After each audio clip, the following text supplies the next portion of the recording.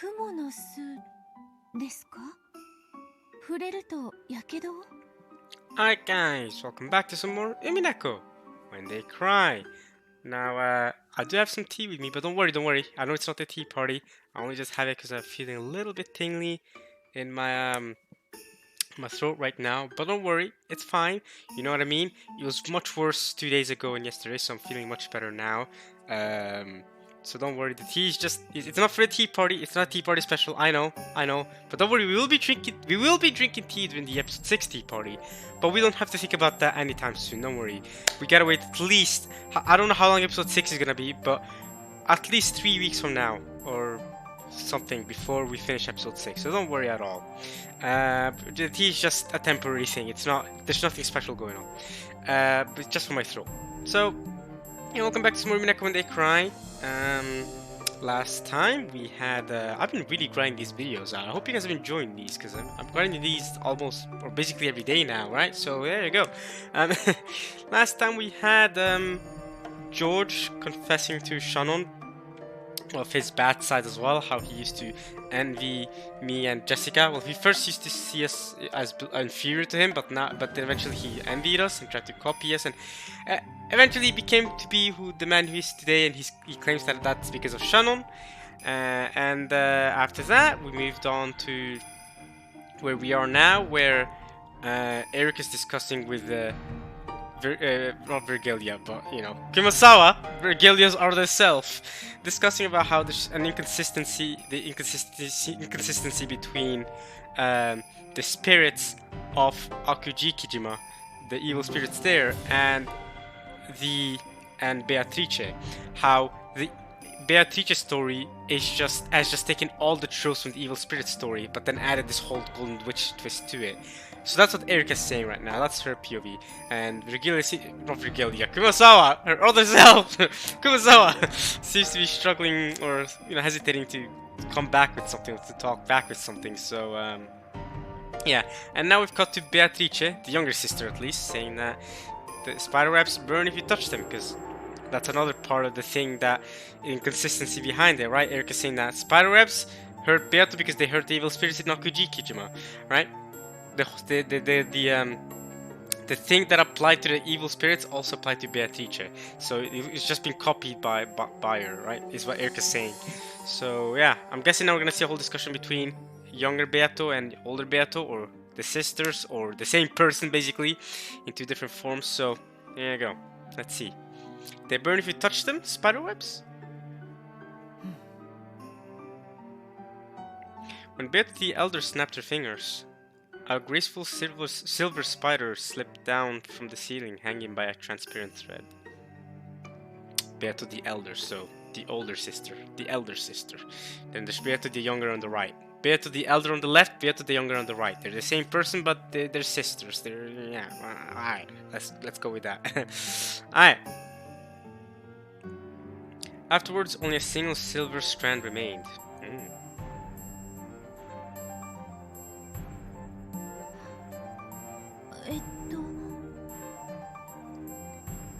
Timidly, Beato stretched her finger out towards the spider's string. And she touched it. Is it gonna burn her? Damn, see that? The string does nothing.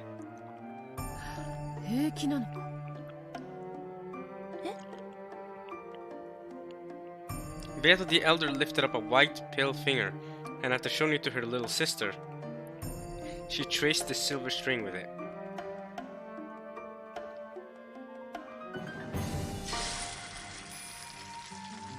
It was stench like a single hair being burnt. Once again, she held her finger up in front of Beato, who was dumbfounded. There was a thin burn line, as though someone had traced across it with a razor.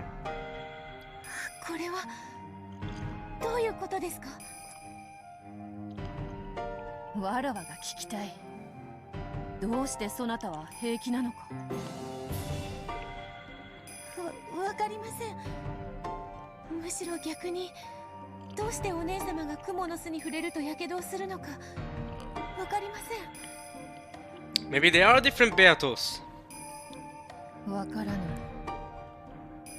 ぬ。わらわが自らの存在を意識した時からそういうことになっていた。ではお姉様は。お姉様? Beato hesitated. However, her question was clear. 違う。わらわは悪食島の悪霊などではない。わらわは六軒島の夜を支配する魔女ベアトリーチェである。どうしてこの島の太古の悪霊と同じ弱点を持つのかはわらわにもわからぬ。苦手なのは雲の巣だけですか？エリカとやらが言うように金蔵の書斎のドアノブもダメだ。 Ooh, now that you mention it, I wonder if the younger Beato can mention it, the younger sister. あのサソリの魔法陣はわらわを焼く。わらわにとって金蔵の書斎の扉を開けようとするのは真っ赤に焼けた蹄鉄を家中に拾うも同じこと。そなたはどうか。Sorry, I was drinking tea. Well, she hasn't tried yet, has she? サソリの魔法陣ですか？ The older sister snapped her fingers again. But this is Scorpion magic circle. When she did, the surrounding scene bent and twisted, and they had suddenly moved to the place in front of Kinzo's study. And there was the doorknob engraved with the Scorpion magic circle. 魔術を研究するものならば人的にも霊的にも隔絶された隠れ家が必須となる。金蔵が自らの書斎を閉ざしこのような魔除けを施したとしても不思議はない。そしてそれは困ったことにわらわにもこうして効果がある。 She gently grasped the doorknob. Burn, burn, burn. As she did, a violent burning sound, unbelievably stronger than the one caused by the spiderweb, rang out.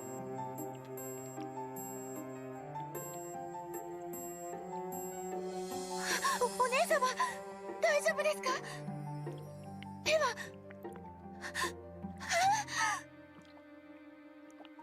She's the golden witch. I'm sure she can heal. She's good. Her hand had been horribly burnt, and Beato couldn't help but avert her eyes. 安心せよ。これしきすぐ治る。 See, she's got healing magic and stuff. Apparently, it would heal by itself if left alone. The older sister seemed to heal at an inhuman rate. だがそなたはどうやら平気らしいな。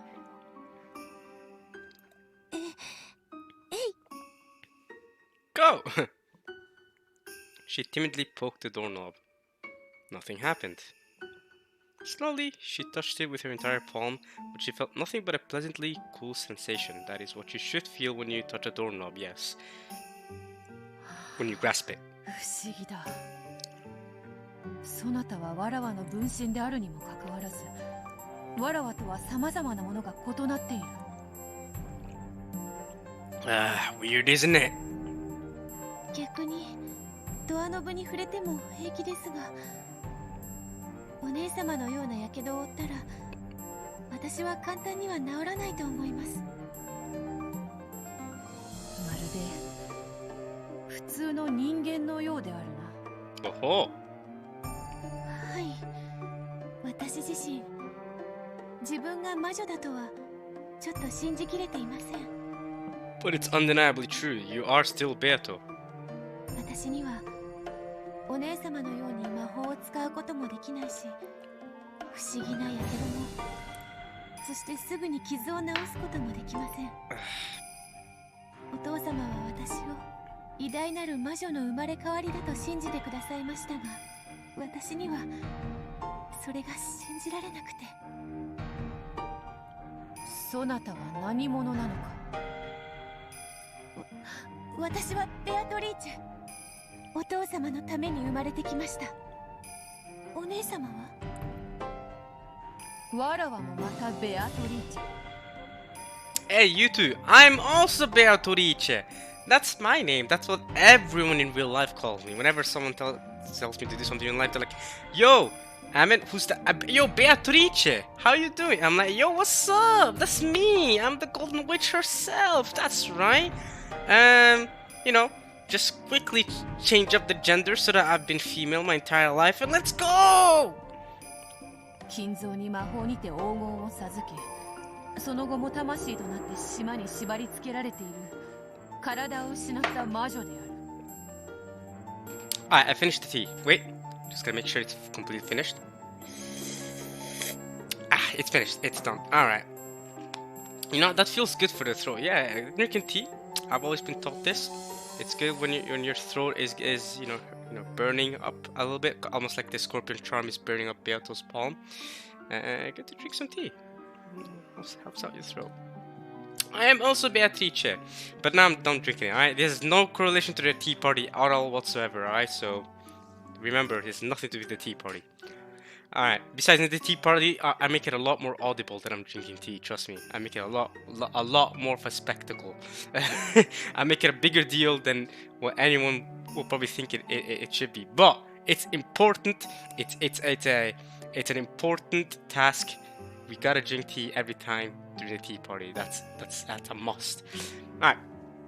I used magic to give Kinzo gold and later became a soul and the formless witch that haunts this island.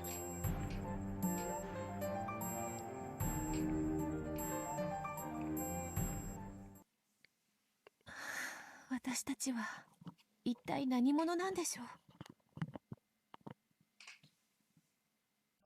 う。わらわと違い、そなたは体を持つ存在のように見える。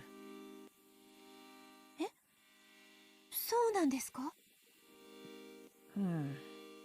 あのエリカとやらの話を聞いて、わらわはふと思った。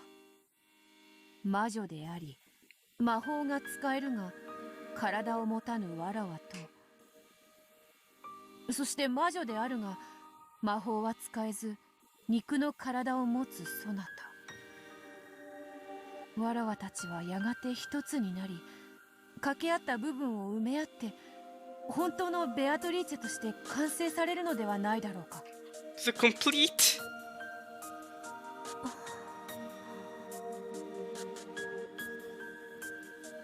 It did seem plausible. Both of the Beatrices were missing something.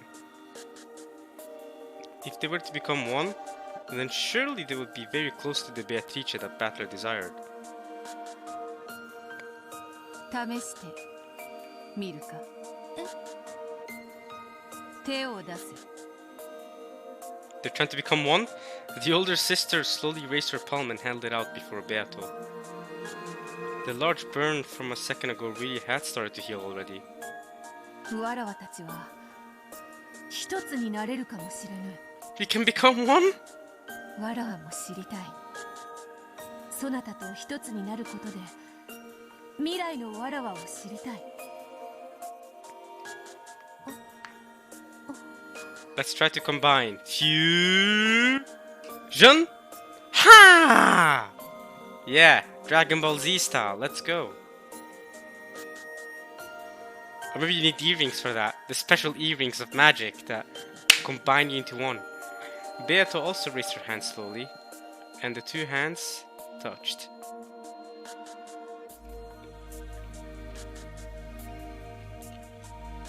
But nothing happened. Oh, that's too bad. Combining isn't that easy, huh? That's right, you have to match your keys together. Match your keys together and then make sure you do the proper movements for the fusion, huh? It's gotta be proper. Perhaps this meant that, while they were fated to become one eventually, the time had not yet come. Yeah, maybe y'all just gotta do gay sex instead. Nah, guys. Why can't I edit these videos? Why? Alright, moving on. If you move on as quickly as possible from that sentence, then you know, then it's like it never happened. So, alright. わらわにとって雲の巣が苦手なのは当たり前なこと。しかしそなたはそれを知りもしなかった。 Alright, so guys, if you I should not finish that sentence. I don't know if I should finish that question. Ah man. Okay. If 同様にそなたは自分が生まれてきた理由をお父様のためだという。そのお父様というのはどうやら後ろ宮バトラのことらしい。 Alright. わらわも年に数度しか訪れぬ稀な客人である彼のことは知っているが、 Well, he hasn't come by in 6 years. その稀な客人の彼とそなたというわらわにどのような接点があるのか理解できぬ。わらわたちは互いをもっと知るべきに違いない。そうですね。私たちは互いを知り合うことで本当に大切なことに至れる気がします。その向こうにいるのが一なる未来のベアトリーチェ。いや、それこそがわらわたちのあるべき正しい姿に違いない。 With their hands still joined, the two Beatrices swore to fill in the parts the other lacked, and regain their single form. Bit by bit, Beato was walking down the path that led to the former Beatrice.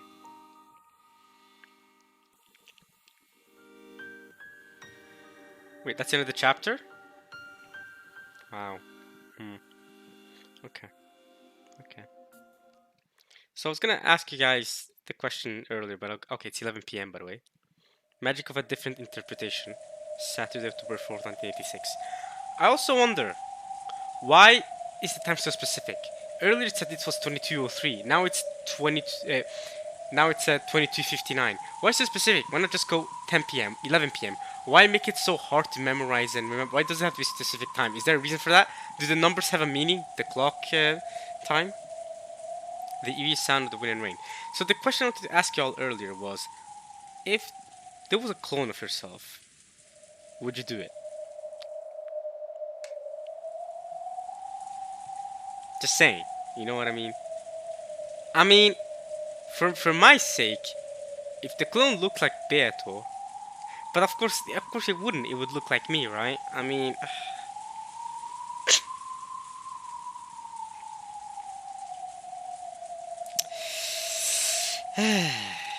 why do I do this to myself? Why don't I just read this visual novel like a normal person? Why do I... Okay. Because now we're back to this person that has gotten their ring finger chopped off, and I'm talking about... Alright, moving on. Once again, I hazily regained consciousness on top of the bed. The finger that the witch had bitten off was still attached. Wait, what? It was supposed to be bit off. What's going on now? I didn't say it was all an illusion, just that it was still attached. After all, the pain and the teeth marks, as though a witch had bitten it, were still there. And yet, the window, which I had supposedly smashed, had been fixed as though it had never been broken in the first place. So you bit your own ring finger. That's my only explanation for that. Because what the frick, man? How can I escape this creepy room? Why am I locked up in this eerie room, all alone? I want to get out. I have to get out. Let me out of here. The door was sealed with a firm chain. I could open it a crack, but only enough to peek out into the corridor at best. It will probably be hard even to get just a fist through it.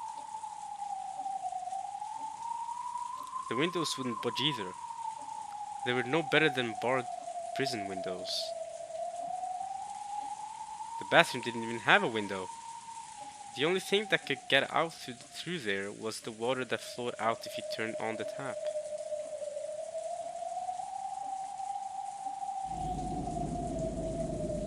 No matter how hard I tried, I couldn't think of any way out of here. Shut in here like this, I was no more or less than a prisoner. Unless someone came from outside to save me, I wouldn't be able to get out for all eternity.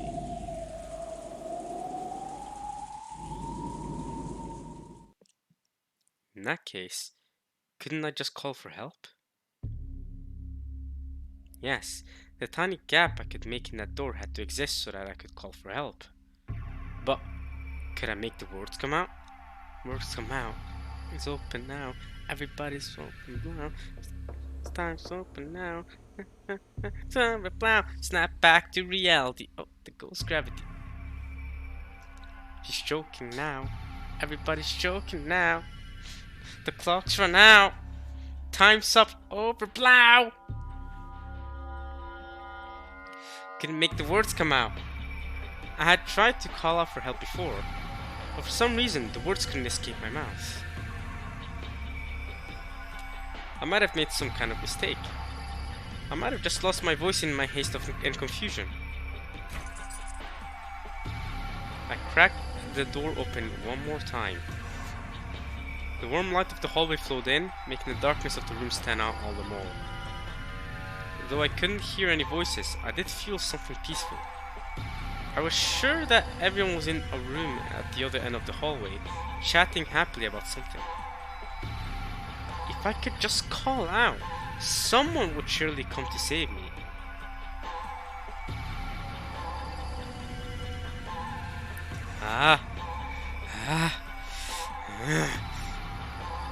Holding back some indescribable fear, I tried yelling once more.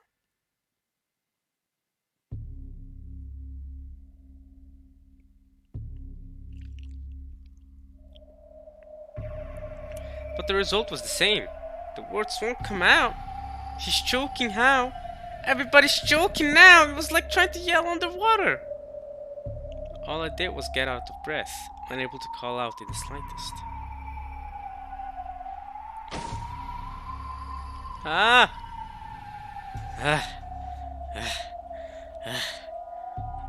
Even though I could say as much as I wanted if I just grumbled to myself inside the room, whenever I tried to make my voice reach outside, I choked and was unable to say anything.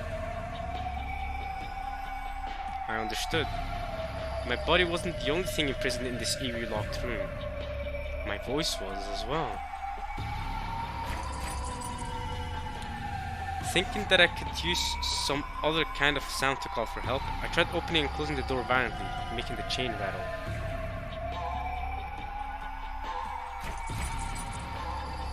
It did sound as though it was making a noisy clanking sound, but I was sure it was no good. Even this sound was imprisoned within the locked room. No matter how harsh a sound I made, I was certain it would be quieter than a leaf falling by the time it reached the other end of the corridor. I tried using the hateful chain that sealed the door to make a sound to call for someone,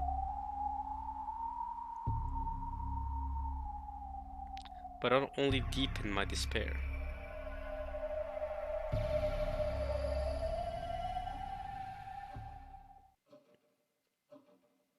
This chain? That's insane. Even though just a second ago, it was a stiff chain that looked like it was used to seal a monster away. At some point, it had transformed into a normal chain lock. This changed everything. Now I could just undo it from the inside. From the inside and throw it all away. 'Cause I swear, for the last time, I won't try myself in you. I tried to undo the chain, but I couldn't pull it off. The chain not being long enough for that while the door was still open a crack. Of course.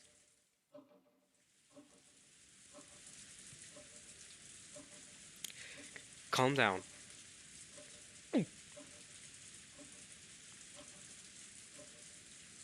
I swallowed and calmly closed the door.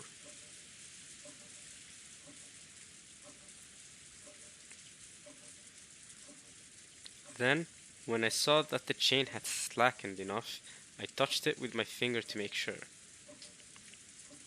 When I was little, I hated chains because I could never get them undone right. However, that was a long time ago. I could unfasten them normally now. Anyone could. It was easy. Clink. At that moment, that terrible thought that the demon who had locked me in this room might have been using this as a trap to give me hope and then make me despair even more, finally stopped haunting me. The chain lock unfastened, and the chain dangled there right before my eyes. Now, there was no lock sealing this door. Please, don't torment me anymore, and just open normally. Slowly, the door opened. I had closed the door in order to undo the chain, so the warm light from the hallway had been cut off.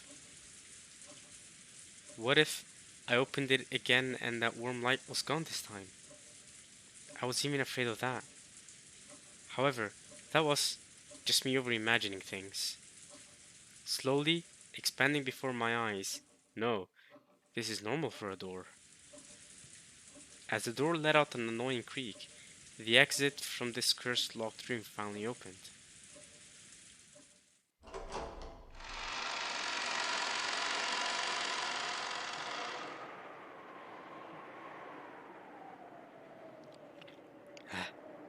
I did it! I did it! Even my cry of joy was strangled, but that didn't matter anymore. All that mattered was that I could get out. I poked my head out and looked left and right down the corridor. The warm corridor. I can sense people having fun at the other end. Everyone's right there. Let's go, right now. Yeah! At that moment, something cold and heartless crushed my throat. It was as though an iron loop had been fastened around my neck and pulled on hard from behind. No, not as though. Without my knowing, at some point, a thick metal collar had been fastened around my neck. When had this happened? And when I turned around, I despaired even more.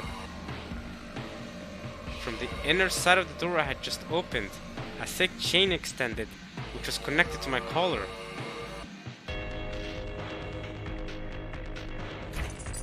I pulled on it, but it didn't even budge. And I shook it. The whole door creaked. What the hell?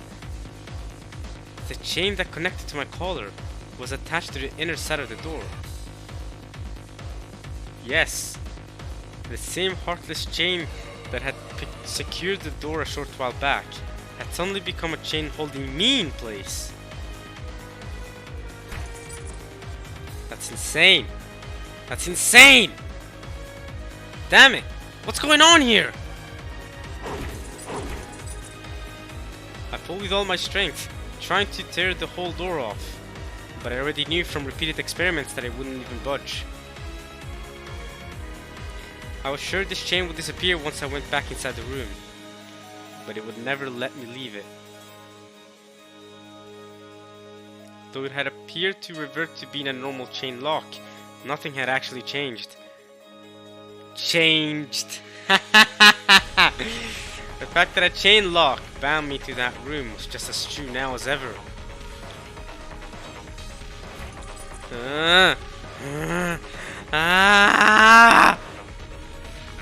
Tears flowing down my face. I pulled with all I had. It was completely useless. No matter what I did, I'd never tear it loose.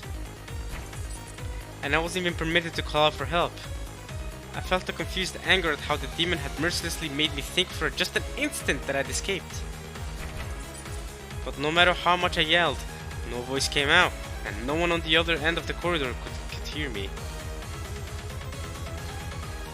Then I noticed an odd stain on the wall of the corridor. It wasn't a stain. There were letters, traced out by a finger that had been covered in red paint.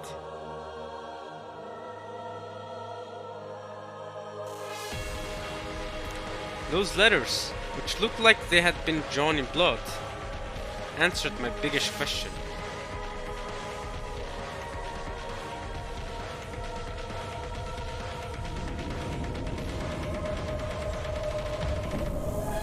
The chain lock must be set. You may unset it, but it must then be reset. Unless it is set, this exit of yours will be unusable.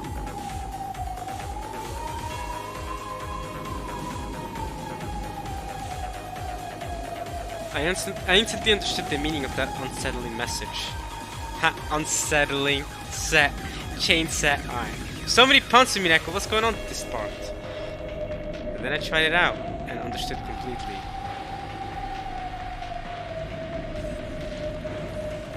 When I return to the room and reset the chain lock, the binding around my neck disappears. When I undo the chain lock again, that heavy feeling around my neck returns. In other words, I cannot escape this room while the chain lock is still unset. But that means all I need to do is set the chain while outside the room. Good luck with that, Chief. I undid the chain one more time. The weighty collar and chain appeared around my neck again. I stepped out into the corridor and closed the door behind me, leaving only the slightest of cracks.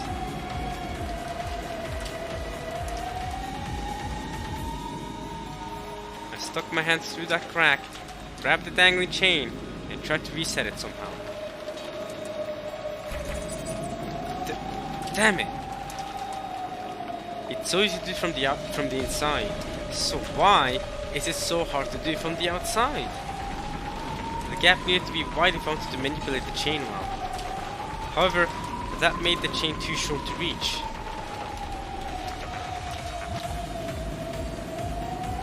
To bring the chain even close to reaching, I had to close the door as much as possible.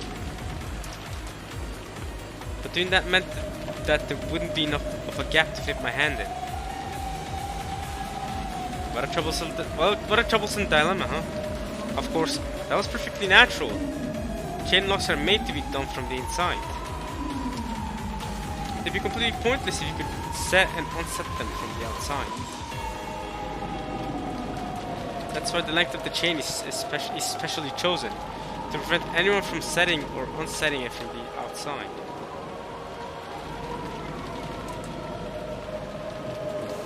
Maybe I could manage it with some kind of hard and thin tool.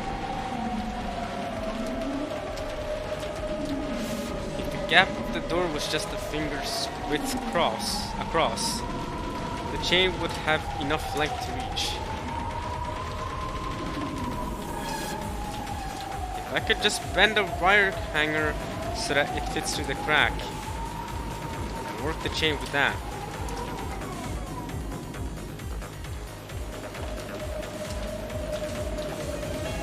That's right, I should close it just to the side of the door.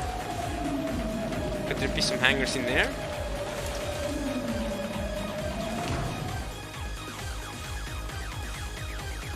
Found one! Oh, thank God. A single, cheap looking hanger, like one you might find in a laundry room, was hanging there. Really? I'm pretty sure that when I last looked a short while ago, nothing like this was in the closet. Ah, who cares? Quickly, quickly! I twisted the wire hanger, bending the end with the tip around. I formed a loop at the end to grab at things with, making for a sort of burglar's tool.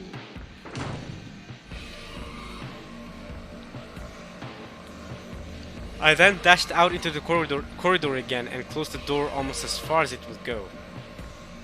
My wrist could never pass through this. But with the door closed this far, the chain should have extra length to spare. And this crack is large enough for me to stick the hanger through. Now it's just a matter of technique. I'll definitely be able to do it if I try enough times.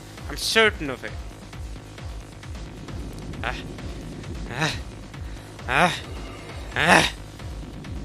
It's harder than it looks. But the chain is long enough. It isn't impossible. I had finally gotten my hands on the one way to escape. It was hard, yes, but it was theoretically possible. If it was possible, then I would be able to get out. I would be able to escape from here.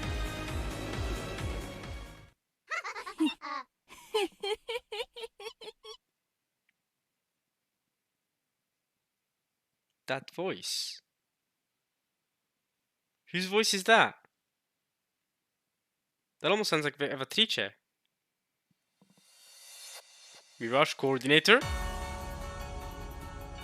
At that moment, I felt a heavy weight on the far side of the door. It felt as though someone inside the room had leaned against the door, with their forehead. And she, the witch, had laughed. Then, I felt a powerful and strange force on the wire hanger. Is she trying to grab it away from me? Yeah, right. Like hell I let go. Like hell I let my one key out of here get stolen while my guard's down. Fortunately, I had stuck my wrist through it so that I wouldn't drop it if my hand got tired.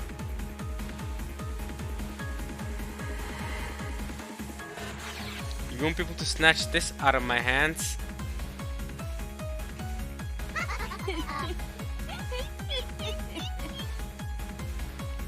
It does almost sound like Evatrice, doesn't it? Evatrice, what you doing? The witch on the other side of the door watched me and laughed once more. Then I noticed something weird. I looked at my left hand, which had pressed against the door to hold it in place. And between the fingers of that hand,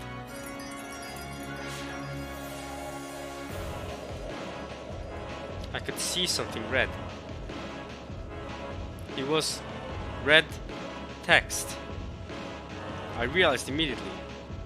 At some point in time, even more bloody letters had been written on the door.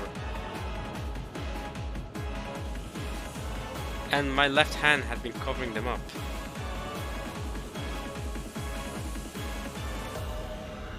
Still fighting against the vice-like strength of the witch beyond the door, I moved my left hand to the side.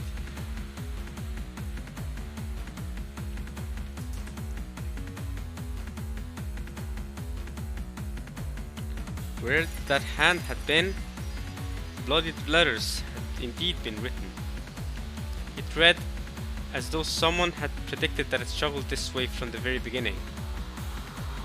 A message directly from the witch to me. No matter the method, it is impossible to set or unset the chain lock from the outside. All tricks done from the corridor had been sealed by the red letters.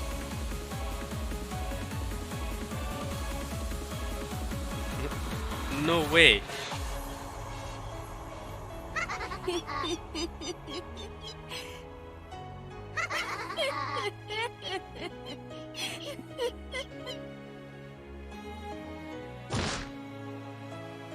There was suddenly a terrible sound, and the force that had been pulling on the hanger was suddenly released. And when I looked at the hanger that was finally free, I lost all hope. As though it had been hit by the acid of the room's darkness, the tip of the hanger had burnt and bubbled and melted away. Now it's pitifully short. It can be used for anything.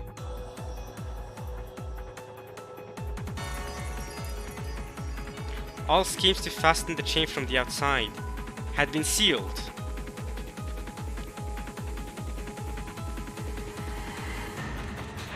I think I just skipped a line there, didn't I? My bad if I did. I might have just skipped a line. Because I accidentally pressed twice. But alright, all schemes to fasten the chain from the outside have been sealed. I know there is a way to... There is a button, I mean. I don't know what the button is though. Damn it. Damn it, damn it, damn it. That was not the button, damn it. Which button was it?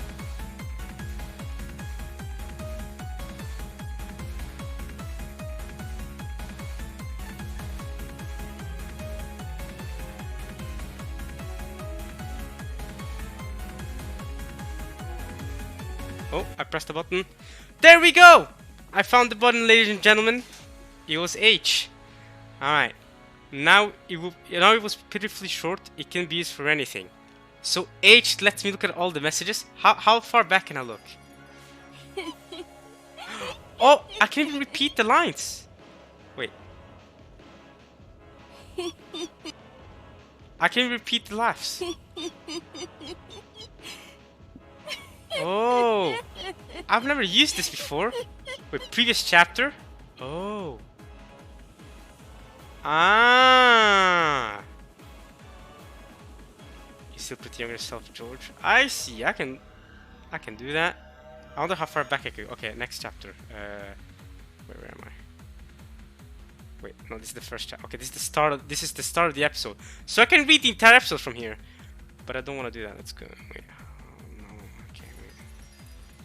Damn it. Alright.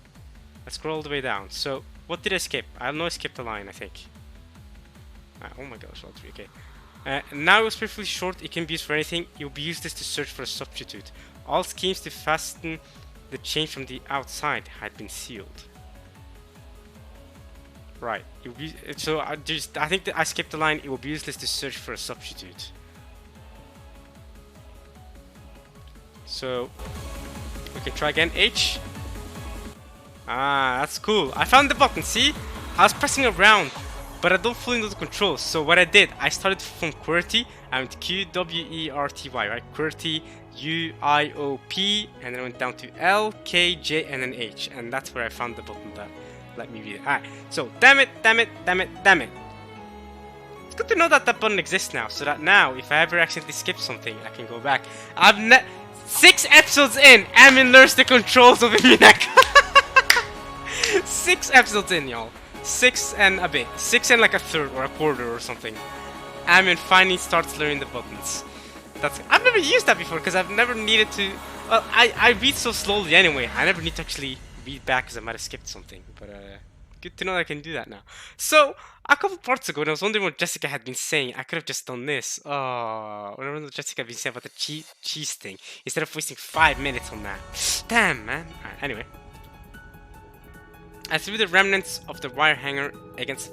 I know there's also a way to set it so that the text goes automatically, so I never have to press a button to read. But I don't want that for obvious reasons. I want to be able to stop and talk my talk, and not have it autoplay, not have it auto read. So I don't want to do that. But I know that's an option. I was scared to press that option, but I was telling myself, all right, if I did press that option, I did press the button, I'll make sure to press it again so as to stop it. I think the button might be. I don't know which button it is. I have a control config thing. My friend gave it to me, so I can check it out. I just always forget to check it out between parts, and I never used any buttons except for saving and clicking. So and checking the character files. So I don't actually know the full controls, but they're pretty. A lot of the controls are pretty redundant, but that one is useful, to be fair. That one is helpful. Alright, I threw the remnants of the wire hangers against the floor to face the hallway filled with a warm light and called for help.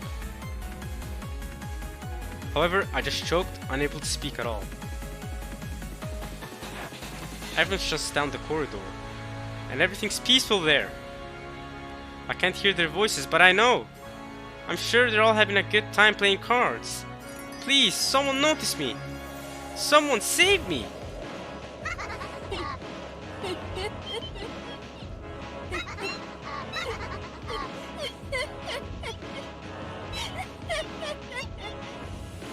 It does sound like Evatrice. Yeah!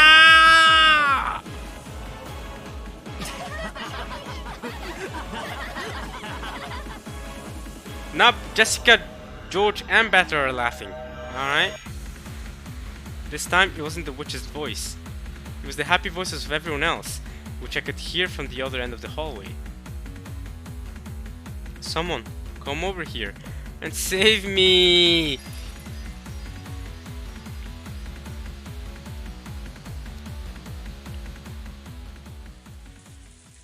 Yeah, I have no clue what's going on with that plot point. It exists, it's there, I have no clue what's going on though. I don't even know what to think right now. Some person's trying to get out somebody. I don't know what's going on. Alright. Back to George. George slammed his last card down and ended the game with his victory once again. Everyone gasped in unison. The cousins' room was filled with laughter as they enjoyed their card game. やっぱりジョージの兄貴が持ってたか。憎い。スペードの6が憎い。憎い。バートラのダイヤの8もエグかったぜ。ああ、もう悔しい。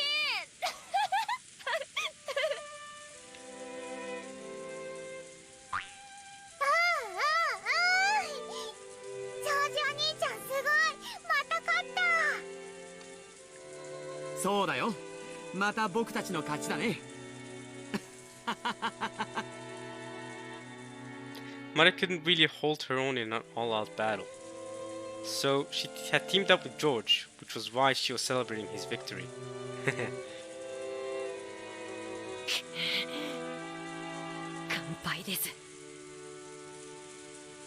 Kanon winced and let his cards drop to the table. The game of sevens that Kanon and the cousins had been playing had been a fierce battle. Normally they would take things easy since Mario was there, so this sort of game was rare. Kanon had started taking the game seriously, unwilling to lose, so George and Battler had responded and the battle had grown fierce. Unlike Battler, who was carefree enough to enjoy it whether he won or lost, Kanon's mood changed drastically with every victory and defeat. It was less of a dislike for losing and more that he just wasn't used to playing games.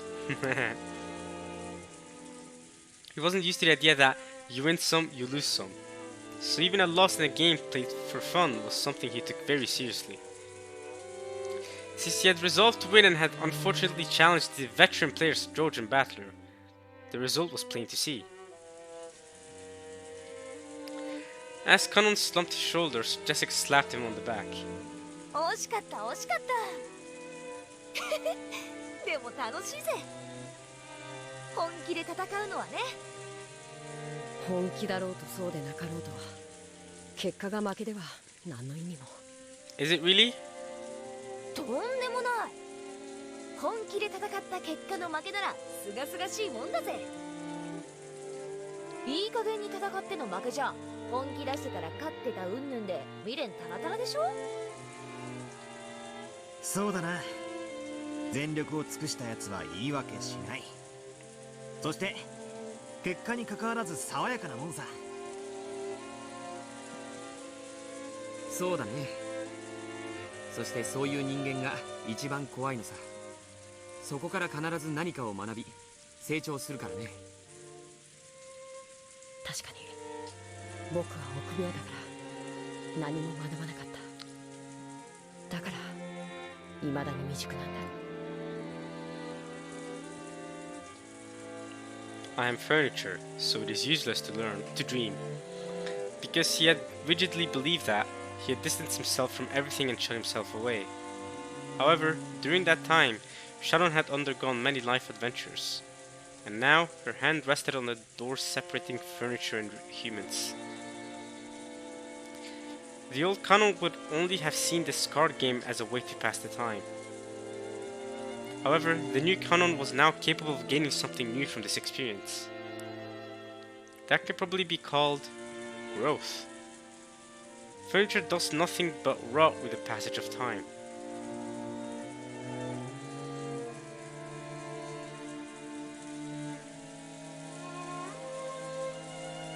Being able to grow is a privilege given only to humans.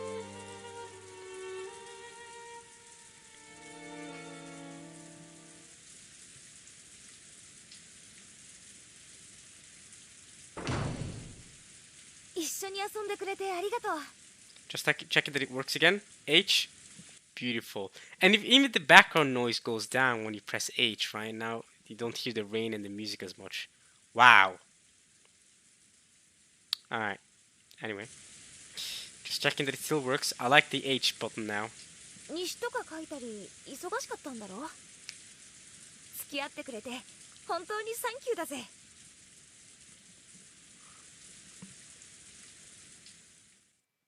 いいえ、僕も楽しかったです。いえ、これが楽しいことなんだって理解できました。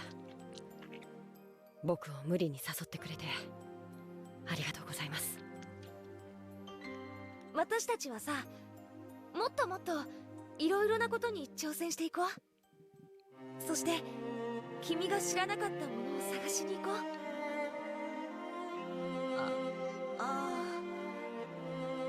それでさっきの話だけどさ、ギターとか Huh? 興味ない？ The guitar? いや、別に無理にとは言わないけど、きっと難しいでしょうね。 Guitar ain't easy. まあね。 Like I told y'all, でもさ、そこは丁寧に教えるし、練習は私も付き合うから。 like I told you guys, if there's one instrument that I would try, it's the piano. Just for OSTs like Thanks for Being Born and the Angel Beats opening, baby. The friggin' Angel Beats opening, bro. And Thanks for Being Born. Great OST. Thank you, Umineko. まあ、言うほど私もうまくないんだけどね。Yeah, I don't know any instrument at all. We had music classes, but they were so dull I could not care less. Yes, I played the keyboard, not the piano, but I even played the keyboard, but it was so boring, bro. And it didn't help that you were forced to do music that either the school wanted you to do, which was 90% of the time, and during the entire semester you only got to choose one song that we could do. And of course the popularity vote came forth, and it's never something that you're gonna like, the popularity vote. So yeah, I'm just there like, alright, let me just play the friggin' keyboard for some Justin Bieber song, great, or something like that, you know what I mean? that was 5 years ago now or something. Bruh, actual bullcrap, man. But you know, I mean, I'd be so down to piano. Thanks for Being Born. I don't know if that's a beginner track. I should probably start with a beginner track rather than something. I mean, the Angel Beats opening is definitely not a beginner track, right? So let's start with a beginner track. Obviously, learn how to actually use the piano, because it's obviously not just the keys. You also have the other stuff going on. So yeah. The thing is, I don't own a piano, so I can't teach myself. I don't think I'm sure piano classes exist where I live. I just need to. It does sound like a hobby I could get into, you know. I don't know. I just need to actually commit myself to it one day, and I just haven't. You know what I mean? Maybe I should. Do you guys think I should? I should. Maybe. Why not? Right? Nothing wrong with committing yourself to a hobby. It's healthy. It's healthy. Commit yourself to a new hobby. Who knows? Maybe it could work out. I know people in my class that play the trombone. Not in my class, but people I know. You know, some of my friends. They say they play trombone. And they play together in the same kind of group thing. It's interesting. So there's trombone classes happening. And yeah. Maybe I could take not trombone classes. Trombone doesn't specifically interest me, but maybe there is some place in the city where I can find some piano classes. Who knows? Who knows? Maybe just go there a few hours a week. You know what I mean? Go there, I don't know, once or twice a week. Take a few lessons. Who knows? Maybe. Could be if nothing else, could be a learning experience. And what is there to lose for me? You know what I mean? 1 to 2 hours a week that I probably would have spent, or 1 to 2 hours a week, I say. A few hours a week that I probably would have spent doing not much else important, right? Just cut off a bit of my free time to do a hobby like that. Could be interesting, you know what I mean? Yeah, I don't know. Alright, anyway. At first, Kanon was scared of touching a musical instrument for the first time in his life, certain he would make a complete fool of himself. I mean, that's how it is at the start, you know what I mean? I'm not expecting to go into it and being crazy good or whatever, right? You're supposed to go into it like you don't know what you're doing, you know what I mean? And then get better, right? You're supposed, nobody's gonna laugh at you for being bad at the start. I mean, Jessica's obviously not gonna laugh at you. I'm not gonna laugh at you because I don't laugh at people who are trying to get better at a certain craft or whatever, right? You know, there's nothing. I don't see it as you making a fool of yourself. I see it as a growing experience. You gotta start somewhere. You know what I mean? And I feel like the sort of people who laugh at the people who don't even try. You know what I mean? Don't even try and act like they're better. So what's the point? You know what I mean? Once they actually try and they realize that, hey, they're not even that good to begin with, you know, they should practice as well and we all get better. So, and then one day you'll look back and be like, look at me now, alright? That's what's important, right? So, no problem with with seeming like an idiot.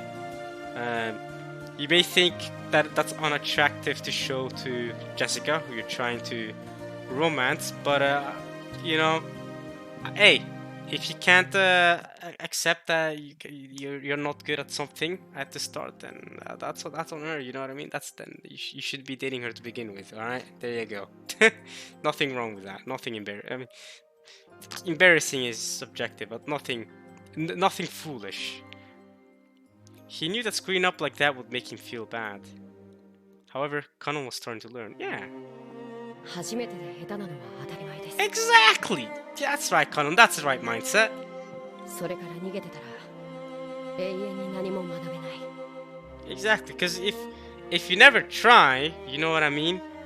You're never. I mean, yeah, sure, you're never going to experience being bad, but you're also never gonna be good either. So what's the point? 何にも至れない。そうさ。だからこそ人は上達を実感して面白くなるんじゃねえかよ。私だって最初はさ、右手と左手が別々に動くってだけでもう全然ダメだったぜ。でも少しずつコツが分かってくるとさ、だんだん当たり前になってきて。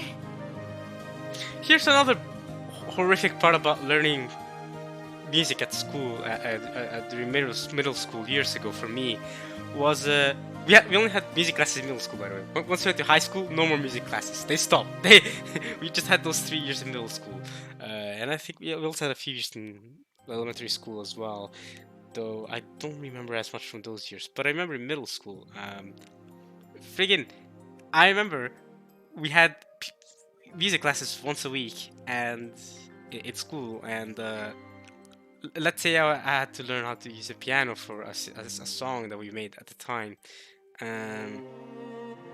You know, I played the guitar, for example, right? I played the guitar, let's say, and I play it. It'll be like, alright, sure, whatever. I'm working on it, and then once I'm done, I can't practice no more. I can only practice during classes, and so the music teacher will always go like, alright, now, you know, if you have a guitar at home, great, you can practice. If you don't, just practice, you know, moving your fingers or whatever when you're at home with the air or whatever. I'm just there like, what? I'm supposed to be at home just... Of course I didn't practice in my own time, because I don't have a guitar. None of my family are musically inclined. So I'm just there. I don't know. I didn't practice. I never learned. So, yeah, I went back every week. Never actually... I mean, yeah, obviously I improved at playing the guitar over the course of 3 years of doing it sometimes, not even all the time, but sometimes, once every couple of songs. I forgot all of that. I forgot all the muscle memory of playing the guitar, so I don't know how to play, and now I'm just here, you know, I don't know what I'm doing. I don't know how to play the guitar. I don't know what I'm doing. So yeah, that's rough, buddy. Yeah, that's kind of rough, buddy. Yeah. Anyway, let's get back on track. 僕もその境地に至りたいです。そのための道の一つにお嬢様との音楽活動があるならぜひご一緒させてください。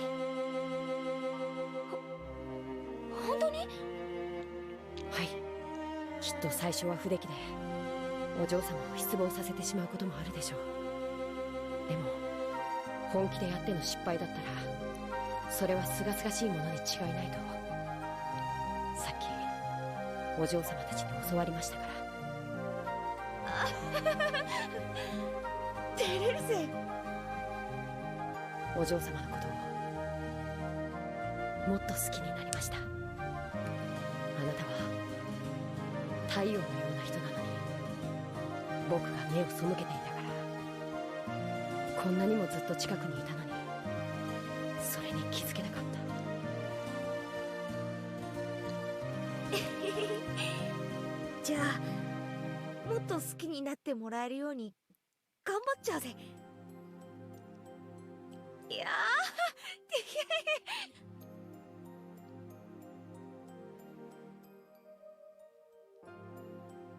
Cannon's serious and competitive words were more than enough to make Jessica shy. However, Cannon's expression unexpectedly clouded. 僕がお嬢様を好きになれる理由はこんなにもはっきりしています。 Even though your expression is clouded? Clear? What's this now? だからわからなくて辛いです。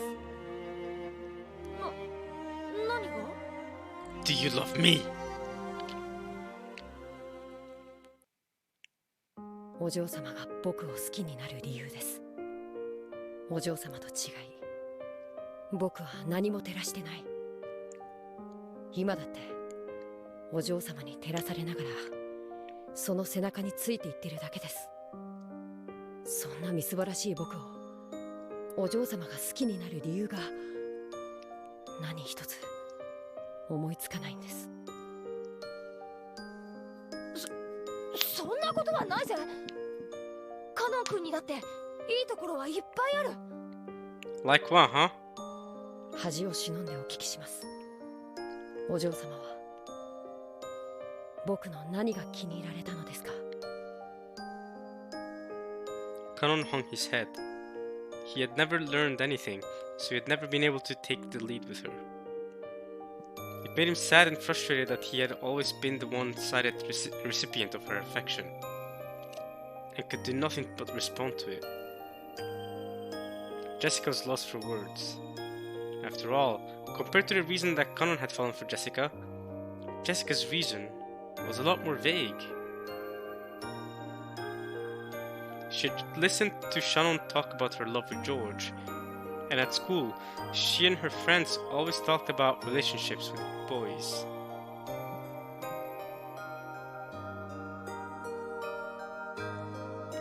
There was nothing strange about a girl fascinated by the idea of romance, developing an interest in a nearby member of the opposite sex.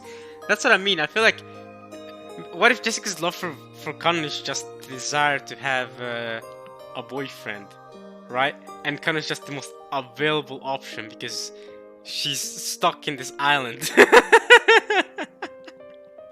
I mean, that does sound like me flaming Cannon, I'm not gonna lie. It does sound like I'm saying Cannon is undesirable. That's not what I'm trying to say. I'm trying to say that there could be an effect of that, alright? I'm just saying.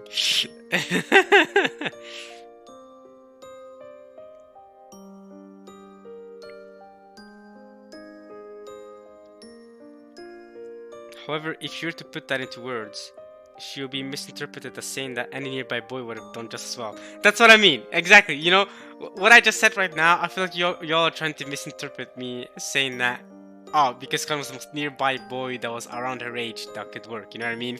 Genji's too old, obviously, and who else is on the island, right? You know what I mean? It's gotta be a boy. It's gotta be around her age. Kan was the only available option. But so you might sound like I'm saying that Kan is undesirable because any boy would work, but that's not what I'm trying to say with that.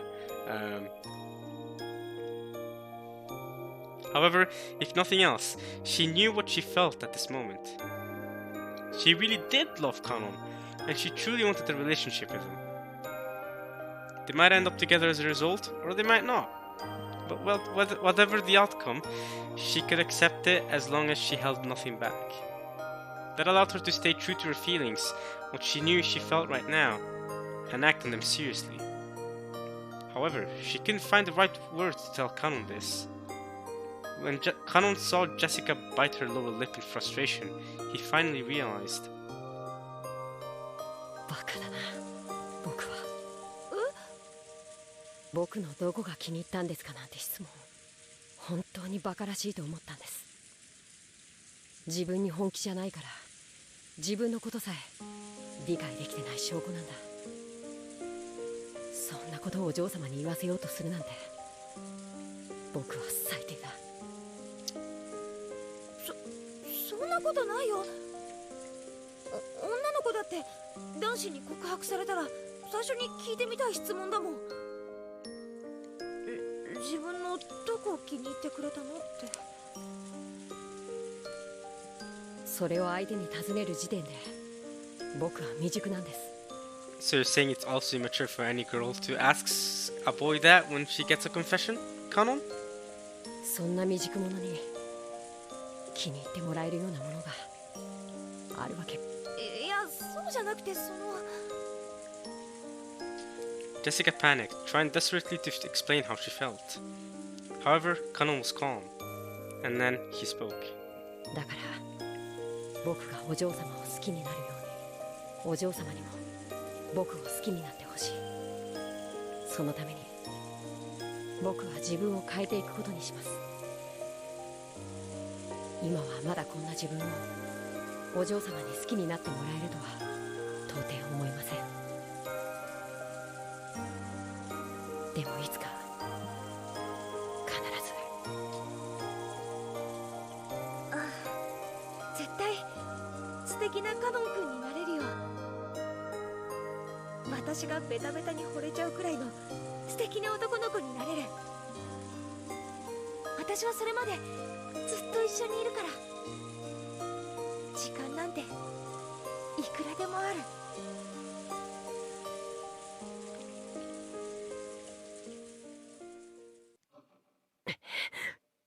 ただ時間がそうないのが悔やまれます。時間って？ Hmm? 家具の話をするとお嬢様が悲しまれます。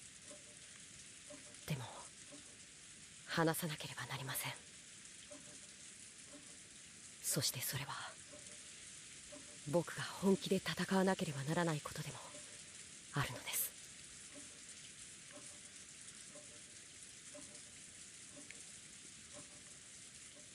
何の話？家具だから恋ができないとか、そういう話ならもう聞きたくないよ。カノン君は家具なんかじゃない、人間だよ。はい、だから人間になろうと思います。ですがまだ家具なんです。ならなろうよ、人間に。人間。かつて魔女は教えてくれました。この世の一なる元素、 It's love! The single element of the world is love. それは愛だと。 Facts.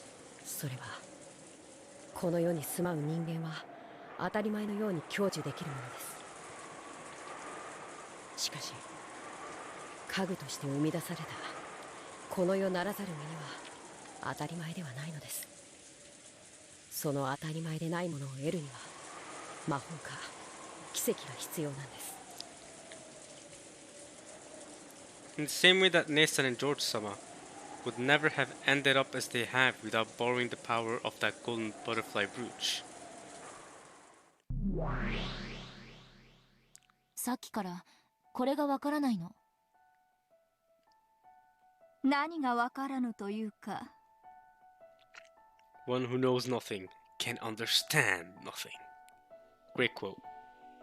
聞かせよ。今回のゲームが始まり、短くない時間がシャノンやカノンの恋への決意に割かれてきたわ。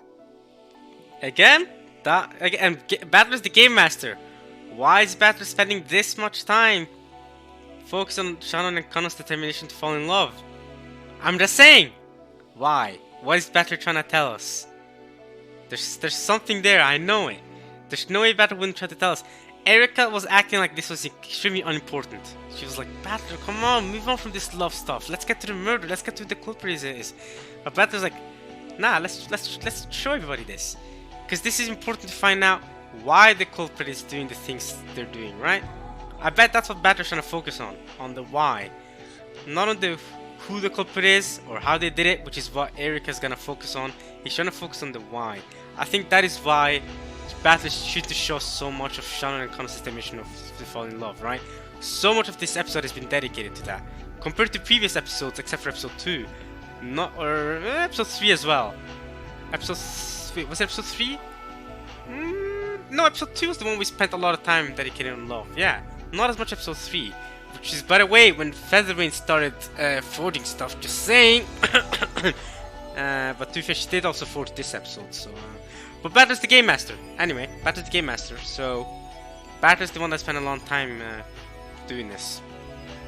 それ自体は自らを影と蔑んできた少年少女の青春の決意と成長の物語と好意的に見てもいい。でも二人のある前提にさっきから強い違和感を覚える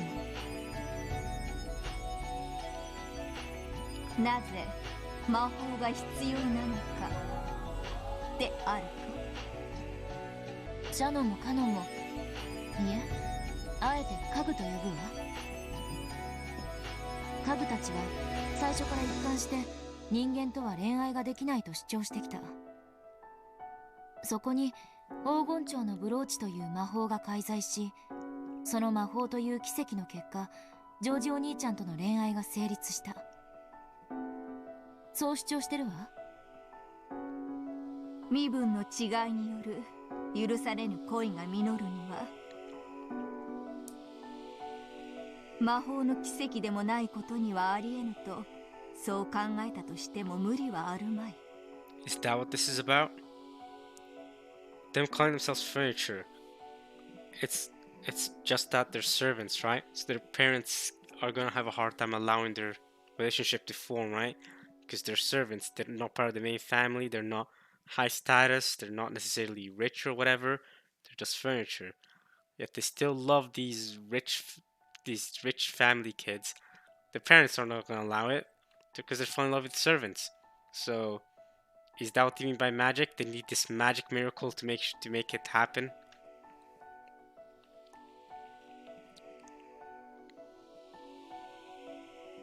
そうね。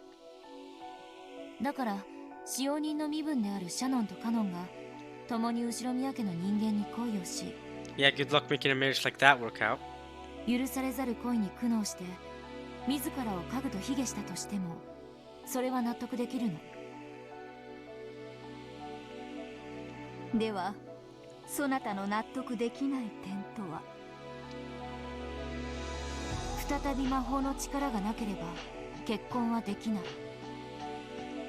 それがシャノンとカノンの2人の共通認識になってる。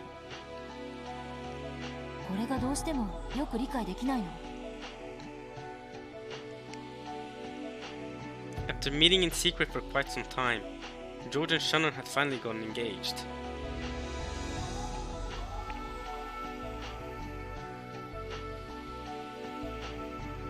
Both were fully prepared for it emotionally, and though there would be some trouble with the relatives, it had gotten to the point where it would probably be impossible for anyone to prevent their marriage. 結ばれようとする二人の間に立つなぞ。飛ぶ矢の前に立ちてそれをつかもうとするにも等しい愚行を。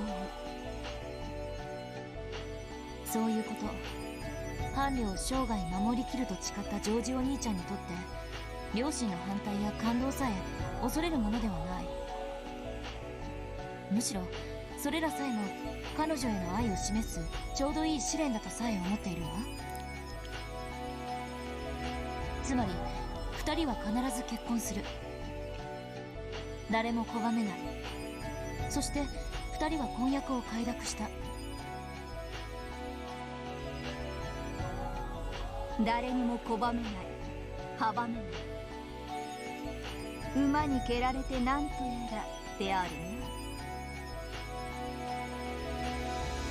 そう。だから不思議なの。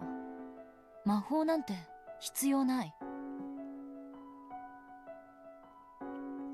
If George and Shannon had wanted Eva's approval for their engagement, the magic really might have been necessary.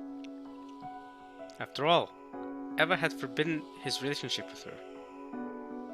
No matter how much George spoke on Shannon's behalf, the chances of Eva being convinced were virtually zero. If that were the case, it would be understandable if they wanted a magical miracle to make Eva acknowledge their engagement.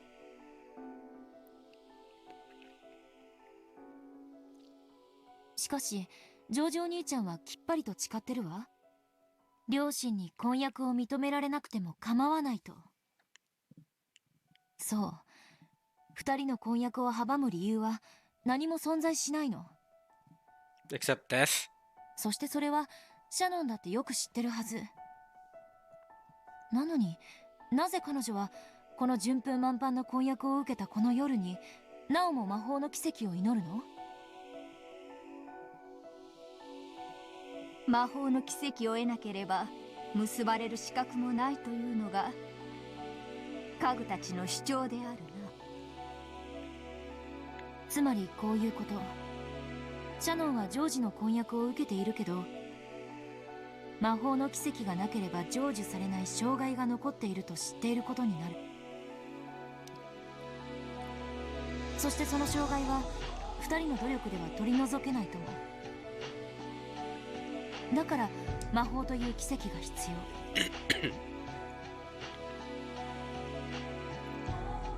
要。どうして魔法がいるの？愛し合う二人に結ばれるための他にどんな奇跡が必要だっていう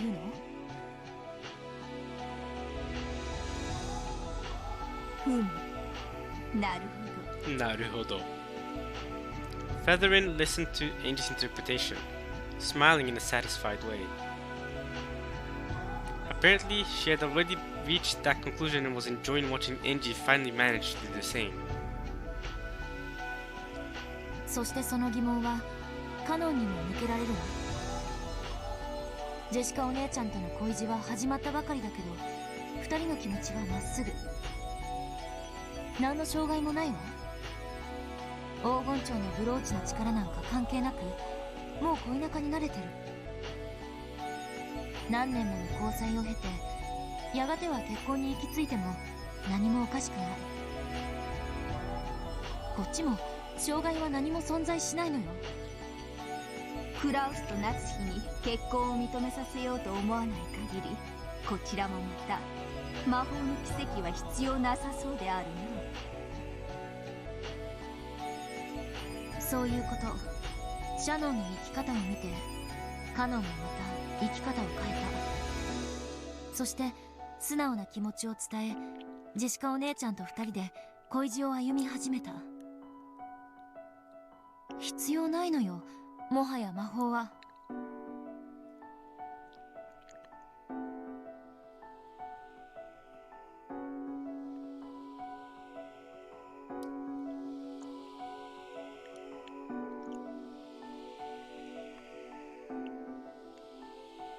片思いの相手になら恋のおまじないも必要かもしれない。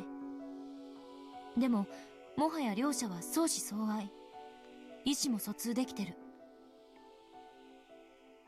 なのにどうしてその上魔法の奇跡が必要なの？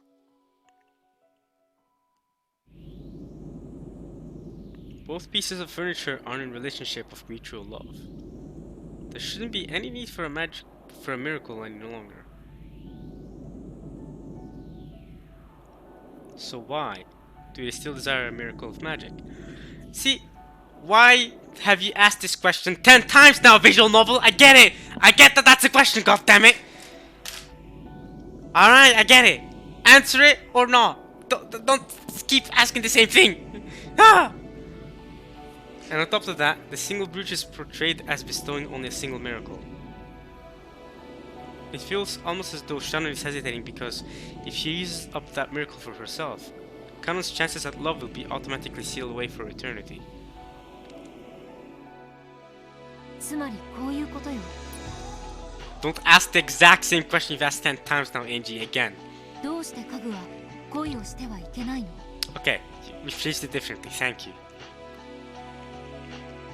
魔法という奇跡なくしてはなぜ恋が許されぬことになっているのか。そしてかたくなに恋ができないと嘆いていた家具たちにそれを許すことのできる黄金蝶のブローチって一体何だっていう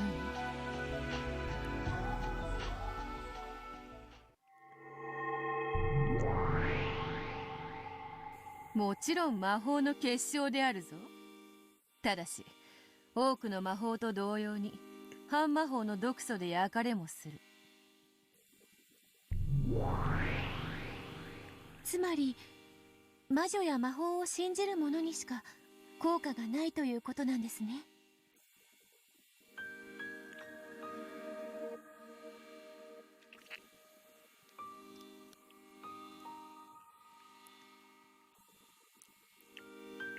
その通りだ。よってわらわと交流することができたシャノンにはその効果を発揮した。しかしもしシャノンがそのブローチを砂浜に落とし何も知らぬ者が拾ったとしたら。 So this Beato, the elder Beato, right? She's I guess the Beato from episode 2, right? The one with the school uniform, just now with long hair, or I should say, she dropped her hair down compared to episode 2, right? That's my current theory, is that she's the same Beato from the one in episode 2. But was that Beato not complete then? The one we saw in episode 2? I guess maybe she wasn't. Maybe she was incomplete, but the Beato was talking to Battle in the Meta World was a complete one. Maybe.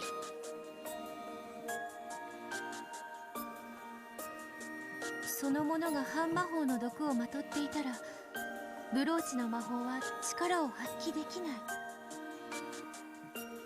そういうことだ。魔女のアイテムは直接の手渡しでなければ力を失うことが多いということだ。しかし魔女の存在を大勢の人間が認めることで半魔法の毒素がなくなり権限することができるのと同じに大勢の人間がそのアイテムの魔力を信じれば逆に魔力を維持することもある。皮肉な話ですね。私たち魔女がどんな魔法を授けてもそれを受け取れるかどうかは全て人間次第なんですね。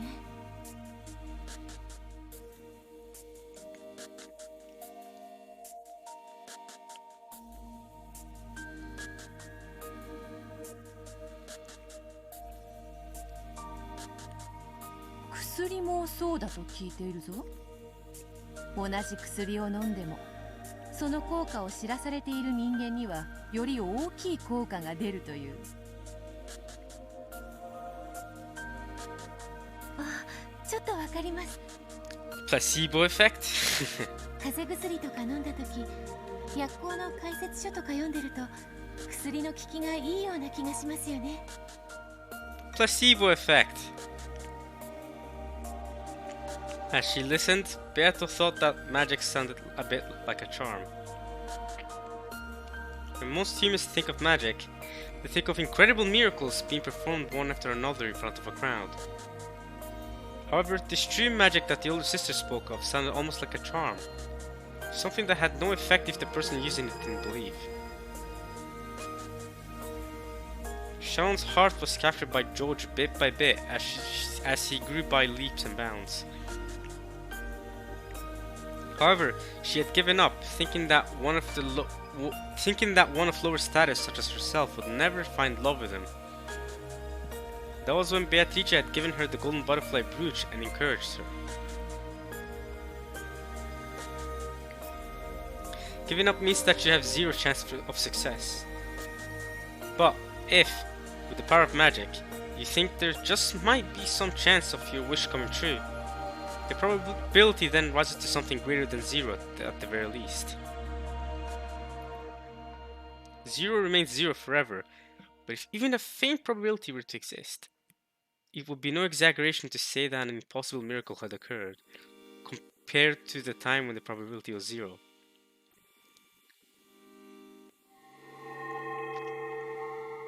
Humans can use magic to take resignation, by which they themselves make the probability of success zero and cancel it out.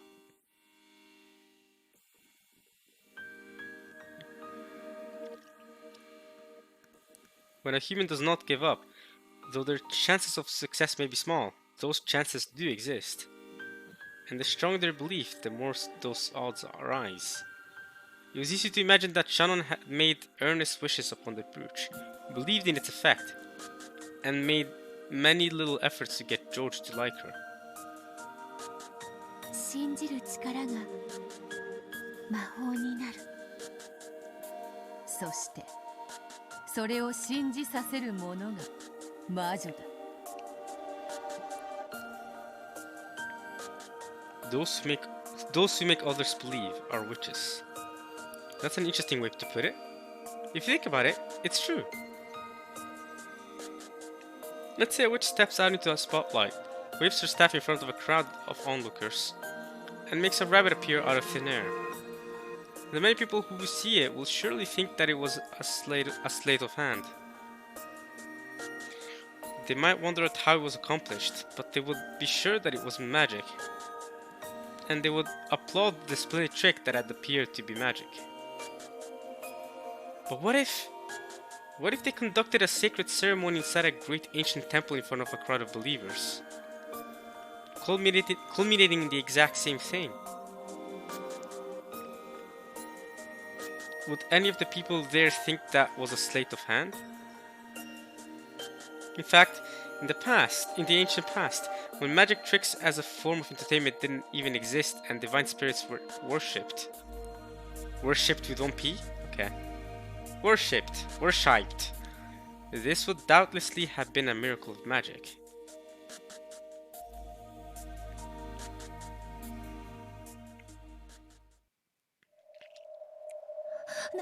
ならこれは魔法になるでしょうか。ほう、魔法の使いの魔女のそなたが初めて振るう魔法とはどんなものか。ここに空の紅茶のカップがあります。 Is she gonna use the Maria magic? 中身は空です。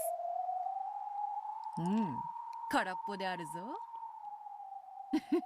それからこれをこうしてテーブルの上に伏せておきます。Beato is so excited over Beato. それから This is the definition of entertaining yourself. 一緒に目を閉じて魔法の呪文を唱えます。 Yes, super important that your eyes are closed, by the way. It was the same magic that had been used to give Maria candies. Beato the Elder grinned and closed her eyes. When she saw this, Beato slowly chanted the incantation. さあさあ思い出してごらんなさい。カップの中に何が入っていたのか。さあさあ思い出してごらんなさい。カップの中に何が入っていたのか。 As she chanted, Beato slowly opened her eyes and made sure that the older sister was repeating her with her eyes closed. Then, a single gold butterfly appeared out of nowhere, fluttered down onto the overturned cup, and scattered away in a spray of gold.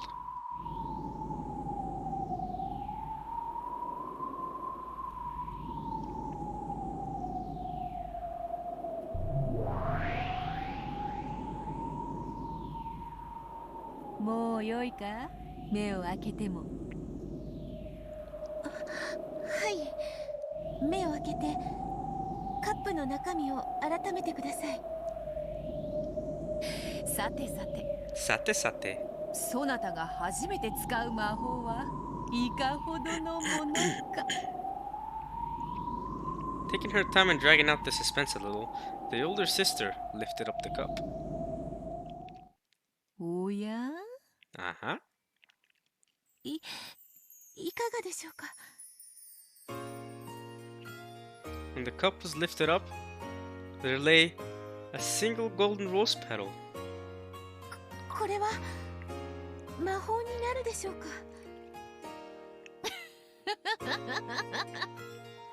うん、なるとも。そなたが魔法にて不伏せたカップの中 What? に黄金の花びらを生み出した。 What is this? You're using golden truth? On us? Just like that? Okay, Beato. 見事な魔法であったぞ。 Bruh, what is this golden truth, man? Golden truth. Just like that? Use magic to create a golden flower petal inside an overturned cup. It was a splendid bit of magic. Alright.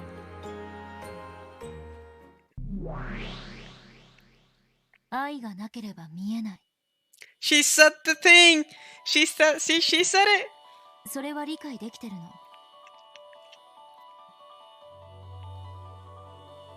これを手品だと断じるもよし、魔法だと信じるもよし、そのものの毒素次第であろう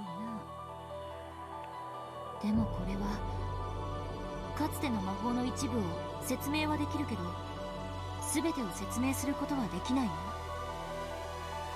話を戻すけれど、この程度の魔法やおまじないを信じるという程度の話では、堅くなに恋ができないと嘆いていた家具たちにそれを許すことのできる黄金蝶のブローチとは一体何か。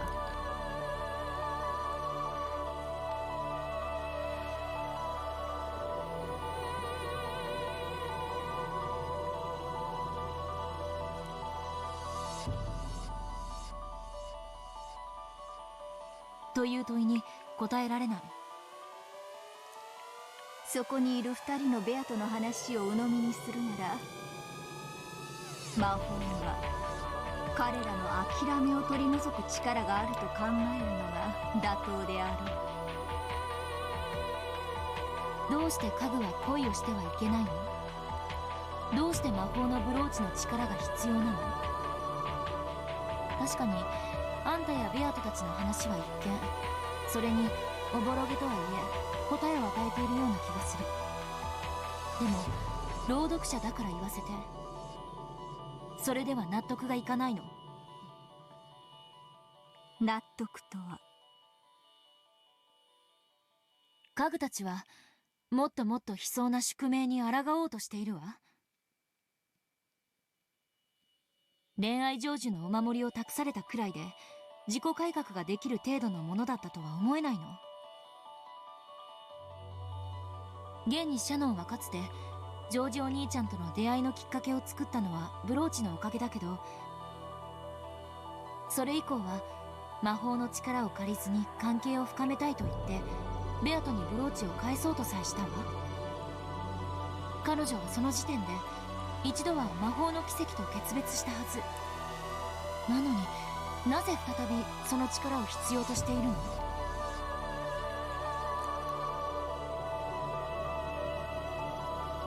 さて、恋と結婚は別物としか言いようがないであろうな。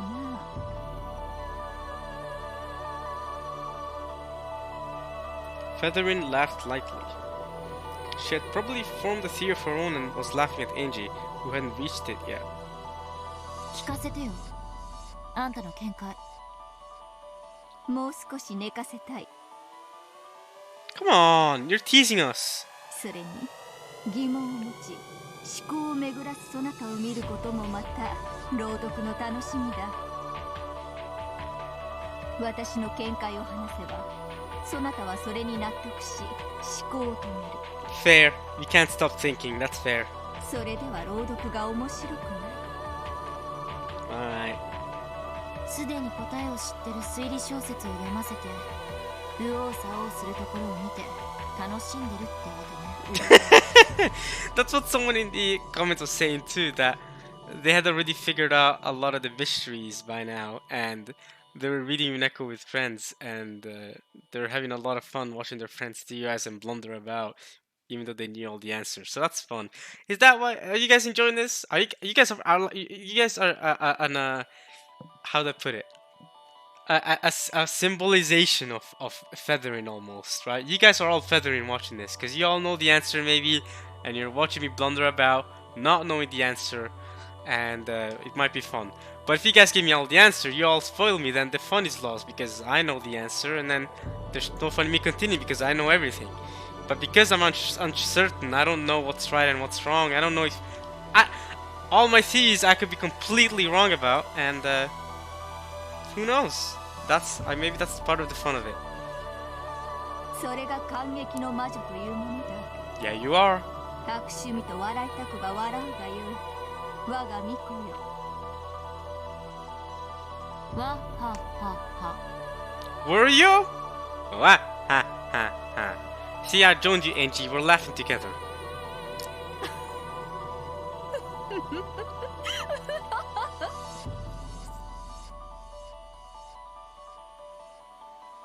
I understand that a part of magic is created by a believing heart.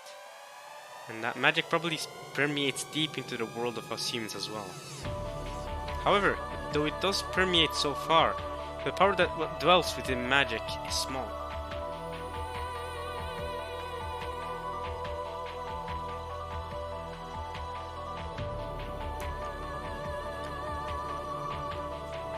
Visiting a shrine before an important exam to pray that you'll pass is something that many people do.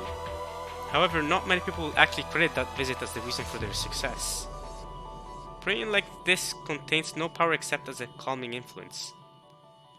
In love, where even a small chance and a little bit of courage can cause a major change, this power might cause a massive upheaval. However, would the insurmountable fate that those pieces of furniture claim to be in the middle of really change because of something like that?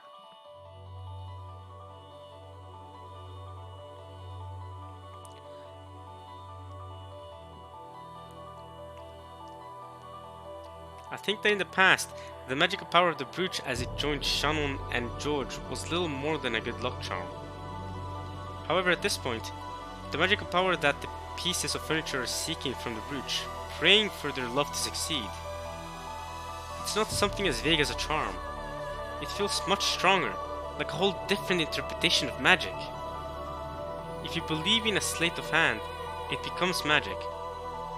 But that's no more than a child's trick, and that only explains one part of magic. They are hoping for something. They're hoping for something with much more power, for true magic, not a sleight of hand. カグたちは黄金蝶のブローチにどんな魔法を期待しているというの？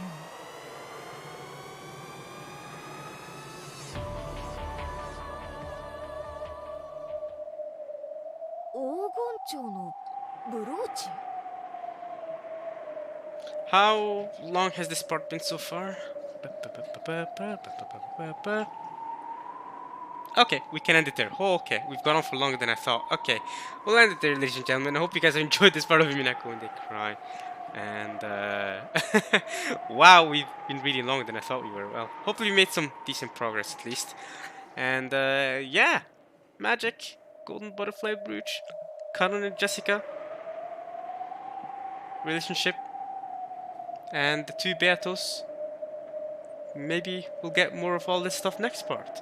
We shall see. More magical happenings, but a big focus on this episode has been love and Beato and magic and all that. And I'm sure, and of course Angie and this new character Featherin. So I'm sure this is all part of what Battler's been trying to do. So Battler, Game Master, okay. I hope you guys have enjoyed this part of Umineko when they cry, at least as much as I enjoyed reading it. And I'll see you guys next time. Well, yeah, also person stuck behind the door. That's another thing that happened. But okay, alright, yo. Peace.